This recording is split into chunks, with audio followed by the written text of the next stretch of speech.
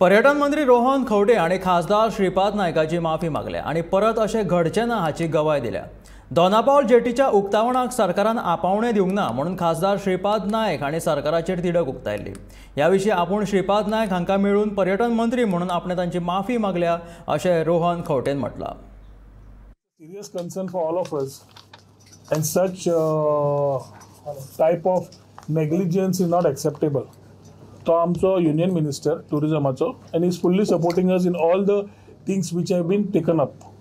As a tourism minister, I take the onus and convey my due apologies. त्या दिसा म्हाका मेळ्ळो तो आणि ते मेळ्ळा तेन्ना हांव तेकडे उलयलाय बी गजाल कित्याक whether it is a fault of some particular person or what is not there. It is our department and it is our responsibility. म्हाका दिसता आमी खंय तरी समज कमी पडल्या.